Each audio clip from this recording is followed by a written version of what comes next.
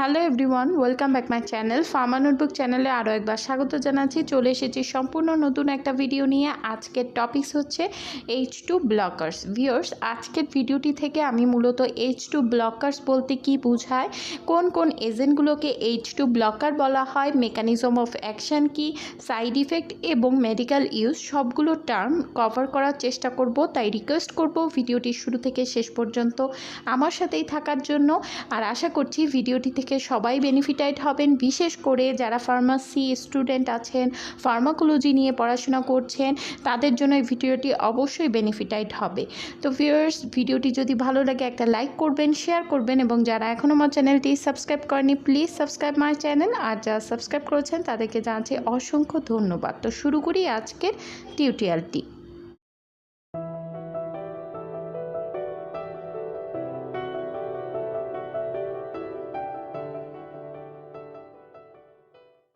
ফার্স্টেই হচ্ছে H2 blockers বলতে আমরা কি বুঝি।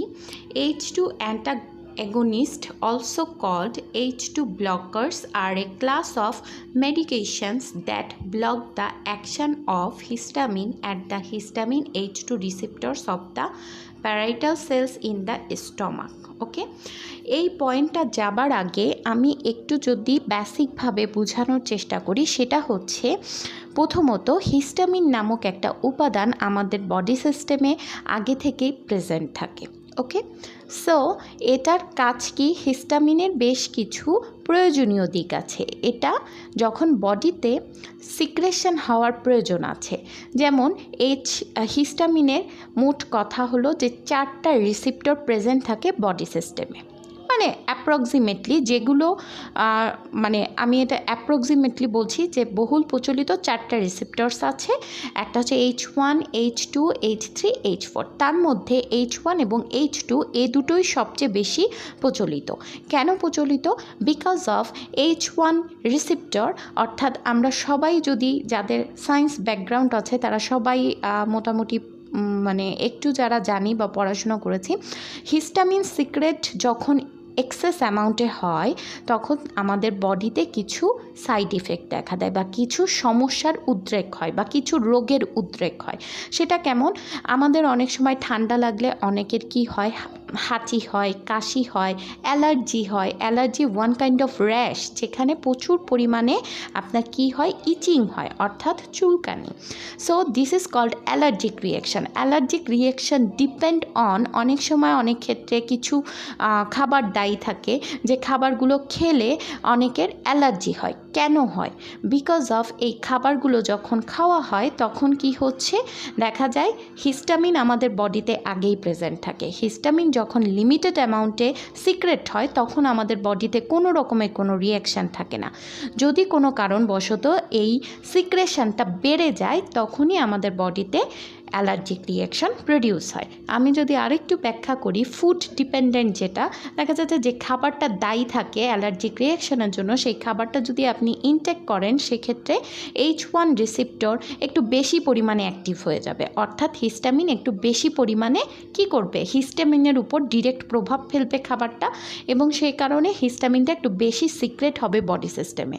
যখন সিক্রেশনটা এক্সেস হবে তখন সেটা আউটকাম হিসেবে বের হবে অ্যালার্জিক রিয়াকশান, হাঁচি, কাশি, সর্দি, জ্বর এই হিসেবে। Okay, so this is the main mechanism বা হিস্টামিনিক এজেন্টের যে বিষয়টা সেটা বোঝানোর চেষ্টা করলাম। তো H1 রিসেপ্টর যেটা, সেটা মূলত দায়ী থাকে অ্যালার্জিক রিয়াকশানের জন্য এবং অ্যাসিড সিক্রেশনের জন্য খুব কম পরিমাণেই দায়ী থাকে, তবে তাও অ্যাসিড সিক্রেশন সুপ্রেস করে হিস্টামিনের রিসেপ্টরগুলোর মধ্যে H1 এবং H2। এবার চলে যাচ্ছি H2 রিসেপ্টরে। H2 রিসেপ্টরটা directly responsible for gastric acid secretion. আমি আবারও বলছি, H2 receptor directly responsible for gastric acid secretion. That mean H2 receptor আপনার গ্যাস্ট্রিক অ্যাসিড সিক্রেট করতে সাহায্য করে। এখন কথা হচ্ছে HClও আমাদের বডি সিস্টেমে অটোমেটিক সিক্রেট হয়। কেন সিক্রেট হয়? বিকজ অফ স্টমাকে আমরা যখন বিভিন্ন খাবার খাই সেই খাবারটাকে হজম করার জন্য আমাদের HCl এর প্রয়োজন, এবং এই কারণে বডিতে অলরেডি একটা মেকানিজম থাকে যে নর্মাল মেকানিজমে HCl সিক্রেট হবে খাবারের উপর এবং খাবারটাকে কি করবে, পচতে সাহায্য করবে। দেন আদার প্রসিডিওর কি হবে, গোজ অন হবে। তো এখন পয়েন্ট হচ্ছে এই যে HCl বা গ্যাস্ট্রিক অ্যাসিড সিক্রেশন, এটা যদি পরিমাণে বেশি হয় সেক্ষেত্রে আমাদের বডিতে একটা রিয়াকশান হবে যেটাকে আমরা বলি অ্যাসিডিটি। এই যে অনেকের গলা বুক জ্বালা করে, হার্ট বার্ন যেটা বলা হয়, this is responsible for gastric acid secretion. Okay, অনেক ক্ষেত্রে গ্যাস্ট্রিক অ্যাসিড যদি এক্সেস অ্যামাউন্টে সিক্রেট হতে থাকে তখন যেটা হয় যে আপনার অনেক সময় সেটা আলসারে টার্ন নিতে পারে। নট অনলি স্টমাক, মানে আলসারটা আবার 2 টাইপস হয়, ডিউডেনাল আলসার এবং গ্যাস্ট্রিক আলসার যেটাকে বলা হয়। তো সেগুলো হচ্ছে অন্য চ্যাপ্টার, পরবর্তীতে আমি চেষ্টা করব সেই বিষয়ে ভিডিও তৈরি করার। তো এইটা হচ্ছে H2 রিসেপ্টরের কাজ। এখন H2 ব্লকার্স কি? সোজাসুজি মাথায় আপনার মনে রাখতে হবে H2 ব্লকার্সের কাজ হচ্ছে এই যে হিস্টামিনের H2 রিসেপ্টরটা আছে সেটাকে ব্লক করে দেওয়া। যখন সে এটাকে ব্লক করে দিবে, অর্থাৎ অ্যান্টিহিস্টামিনিক এজেন্ট আমি ইউজ করব, তখন সে কী করবে, H2 রিসেপ্টরের সাথে বাইন্ড করবে এবং এটাকে ব্লক করে দেবে। যখন ব্লক করে দেবে, অ্যাসিড সিক্রেশন খুব সহজেই ডিক্রিজ হয়ে যাবে, যার ফলে আপনার গ্যাস্ট্রিক অ্যাসিডিটি কমে যাবে। তো this is the H2 blockers, এবং এই কথাটাই এখানে সুন্দরভাবে বলা হয়েছে ইন ইংলিশ। ওকে, তো ভিউয়ার্স এবার চলে যাচ্ছি এক্সাম্পলে। H2 ব্লকার্সগুলো মার্কেট প্লেসে অ্যাভেলেবেল H2 ব্লকার্স হচ্ছে সিমিটিডিন, নিজাটিডিন, ফ্যামোটিডিন, রেনিটিডিন। ওকে, সো আজকে আমি সিমিটিডিন নিয়ে, অর্থাৎ সিমিটিডিন কীভাবে গ্যাস্ট্রিক অ্যাসিড সিক্রেশনটা অফ করে সেই বিষয়টা নিয়ে আলোচনা করব। ওকে, সিমিটিডিন সম্পর্কে আমি আরেকটু বলে নিই, এটা যে শুধুই গ্যাস্ট্রিক অ্যাসিড সিক্রেশন অফ করে তা না, এর আবার অন্য কিছু অ্যাক্টিভিটিস আছে। যদি সিমিটিডিনের উপরও আমি আলাদা করে ভিডিও তৈরি করলে সেখানে সেটার আরেকটা যে মেকানিজম আছে সেই টপিক্সটাও আমি আলোচনা করব। তো আজকে হচ্ছে গ্যাস্ট্রিক অ্যাসিড সিক্রেশনটা নিয়ে ডিটেলস আলোচনা হবে। তো এবার চলে যাচ্ছে এক্সাম্পল গেল। এবার ফার্স্টে আমরা একটু দেখে নেব মেডিকেল ইউজগুলো কী কী। To reduce acid reflex which may cause heartburn or inflammation of the gullet. Viewers, heartburn খুব সহজ, আমাদের যে অনেক সময় টক ঢেকুর ওঠে, তারপর হচ্ছে গলা বুক জ্বালা পোড়া করে, this is responsible for excess amount gastric acid secretion. Then এই ধরনের অসুখগুলোকে আমরা কি বলে থাকি, অ্যাসিড রিফ্লেক্স, সহজ ভাষায় আমি বলছি, এবং এটা ট্রিটমেন্টের জন্য H2 ব্লকার ইউজ করা হয় এবং H2 ব্লকার ভালো রেজাল্টও দেয়।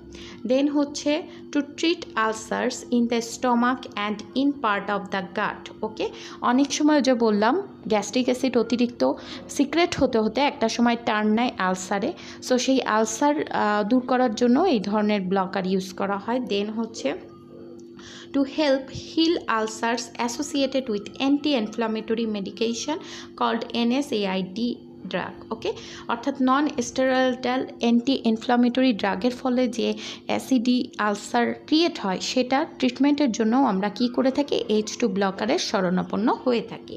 দেন lastly in other condition where it is helpful to reduce acid in the stomach, অর্থাৎ ইন আদার কন্ডিশন স্টমাকে অ্যাসিড সিক্রেশন বা অ্যাসিডিটি পরিবেশ বা এনভায়রনমেন্টটাকে কন্ট্রোল করার জন্য আমরা H2 ব্লকার ইউজ করে থাকি, যাতে গ্যাস্ট্রিক অ্যাসিড সিক্রেশনটা অফ হয়ে যায় এবং আলসার বা অন্য কোনো সমস্যায় টার্ন না নেয়। তো viewers, this is the medical use of H2 blockers. So now main part of this video, mechanism of action. আমি প্রিভিয়াসলি কিছুটা হালকাভাবে বোঝানোর চেষ্টা করেছি, এখানে আমি একটু ডিটেলসে বলছি। আমি এখানে এক্সাম্পল হিসেবে সিমিটিডিনটাকে চুজ করেছি। সিমিটিডিন, আমি আবারও বলছি, সিমিটিডিন গ্যাস্ট্রিক অ্যাসিড সিক্রেশন যেমন বন্ধ করে, কিছু এনজাইম সিক্রেশন মানে এনজাইমের ইনহিবিশনের ক্ষেত্রেও তার কিছু অ্যাক্টিভিটিস আছে। সো আজকে আমি সিমিটিডিনের জাস্ট গ্যাস্ট্রিক অ্যাসিড সিক্রেশনটা কিভাবে অফ করতে সাহায্য করে সেই বিষয়টাই ডিটেলসে আলোচনা করছি। পরবর্তীতে শুধু সিমিটিডিন নিয়ে যখন আলোচনা করব তখন তার দুটো মেকানিজমই পরস্পর পরস্পরভাবে রিপ্রেজেন্ট করার চেষ্টা করব। তো আজকে ফার্স্ট যেটা হচ্ছে সেটা হচ্ছে cimetidine binds to an H2 receptor located on the basolateral membrane of the gastric parietal cell blocking histamine effects. Okay, অর্থাৎ প্যারাইটাল সেলের ব্যাসোল্যাটারাল মেমব্রেনে প্রেজেন্ট থাকে H2 রিসেপ্টরটা, যে রিসেপ্টরের সাথে সিমিটিডিন যে কি করবে, বাইন্ড করবে, এবং যখন সে বাইন্ড করবে তখন হিস্টামিন আর কোনো প্রভাব ফেলতে পারবে না, বা হিস্টামিন আর তাকে কমান্ড করতে পারবে না গ্যাস্ট্রিক অ্যাসিড সিক্রেশনের জন্য। ফলে কি হবে, অ্যাসিড সিক্রেশনটা অটোমেটিকভাবে অফ হয়ে যাবে এবং you relieve from your gastric acidity. Okay, so this competitive inhibition result in decreased gastric acid secretion. ওকে, এখানে আমি দুটো পিকচার অ্যাড করেছি, যে পিকচারটার থেকে নর্মালি কি হয়, স্টমাকের প্যারাইটাল সেলে প্রেজেন্ট থাকে হিস্টামিনের রিসিপ্টর H2 রিসিপ্টর, যে কি করে H2 রিসিপ্টরটা সিএমপি অর্থাৎ সিএমপি প্রোডাকশনটাকে ইনক্রিজ করে দেয়। নর্মাল মেকানিজমটা বলছি। ওকে, যখন সিএমপি ইনক্রিজড অ্যামাউন্ট মানে অ্যাক্টিভেট হয়ে যায় তখন কি হয়, সে খুব সহজেই গ্যাস্ট্রিক অ্যাসিড সিক্রেট করে। এটা হচ্ছে একদম বেসিক মেকানিজম। অর্থাৎ প্যারাইটাল সেলে প্রেজেন্ট থাকে H2 receptor.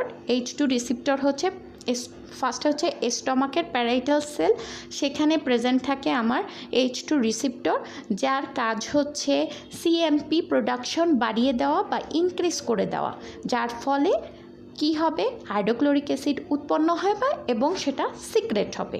Okay, so this is the basic mechanism. তো আমার কাজ হচ্ছে এই H2 রিসিপ্টরটাকে অফ করে দেওয়া বা ব্লক করে দেওয়া। যখন এটা ব্লক হয়ে যাবে তখন সিএমপি প্রোডাকশনও হবে না। সিএমপি যখন প্রোডাকশন হবে না, ইনঅ্যাক্টিভ হয়ে যাবে, তখন গ্যাস্ট্রিক অ্যাসিডও আর সিক্রেট হবে না। সো H2 রিসিপ্টর অর্থাৎ সিমিটিডিন ডিরেক্টলি প্যারাইটাল সেলের এই H2 রিসিপ্টরের সাথে বাইন্ড করে এবং সিএমপিকে অ্যাক্টিভেট হতে বাধা দেয় বা নেগেটিভ করে দেয়। ওকে, ডিঅ্যাক্টিভেট করে দেয়। যখন ডিঅ্যাক্টিভেট করে দেয় তখন গ্যাস্ট্রিক অ্যাসিড আর সিক্রেট হয় না। তো this is the mechanism of cimetidine. Flowchart আকারে যদি আমি দেখি, সিমিটিডিন কমপ্লিটিটিভলি ব্লক H2 রিসিপ্টর, যেটা আমি প্রিভিয়াস স্লাইডে ছবির সাথে বুঝিয়েছি। দেন হিস্টামিন ক্যান নট অ্যাক্ট, অর্থাৎ যখন H2 রিসিপ্টর ব্লক হয়ে যায় হিস্টামিন আর কোনো কাজ করতে পারে না, সে ডিঅ্যাক্টিভেট হয়ে যায়। ফলে কি হয়, ডিক্রিজ সিএমপি প্রোডাকশন। সিএমপি কি হবে, ডিক্রিজ হয়ে যাবে, অর্থাৎ সিএমপি বেশি আর প্রডিউস হতে পারছে না, যেহেতু হিস্টামিন স্টপ হয়ে গেছে। সো ফলে রিডিউস অ্যাসিড সিক্রেশন, অর্থাৎ অ্যাসিড সিক্রেশনটাও রিডিউসড হয়ে যাবে। এখন আপনি যদি আলসার, যখন গ্যাস্ট্রিক অ্যাসিড সিক্রেশনটা অফ হয়ে যাবে তখন অটোমেটিকভাবে আপনার যদি আলসার থাকে বা যেটা থাকে সেটাও ডিক্রিজড হয়ে যাবে। ওকে, তো viewers, this is the mechanism of cimetidine. Just flow চার্টটা আমি দেখালাম। আমি আবারও বলছি, সিমিটিডিন অ্যাসিড সিক্রেশনের জন্য যেভাবে ভূমিকা রাখে বা যে কাজটা করে সেটাই এখানে ব্যাখ্যা করলাম as a example of H2 blockers. Okay, so this is called H2 blockers. Okay, এই সিমিটিডিন কিন্তু H2 ব্লকিং এজেন্ট। দেন চলে যাচ্ছি সাইড ইফেক্টস। এটার মেডিকেল ইউজের পাশে এটার কী কী সাইড ইফেক্ট হতে পারে সেটা একটু এখানে বলে যাচ্ছি। খুবই ন্যাচারাল, সেটা হচ্ছে ডিফিকাল্টি স্লিপ হতে পারে, কোনো কোনো ক্ষেত্রে dry mouth, dry skin, diarrhoea, nausea, headache, vomiting, এই টাইপের কিছু সাইড ইফেক্ট দেখা যায় in case of cimetidine or H2 blocker using. Okay, so viewers, cimetidine কিন্তু H2 ব্লকার এজেন্ট। আমি এক্সাম্পল হিসেবে সিমিটিডিন নিয়ে এখানে ব্যাখ্যা করলাম। তো আশা করছি H2 ব্লকার্সের মেকানিজমটা সহজভাবে বুঝতে পারবেন। ভিডিওটি দেখে অবশ্যই কমেন্ট করবেন আর পরবর্তী ভিডিও দেখার আমন্ত্রণ রইল। Thanks for watching.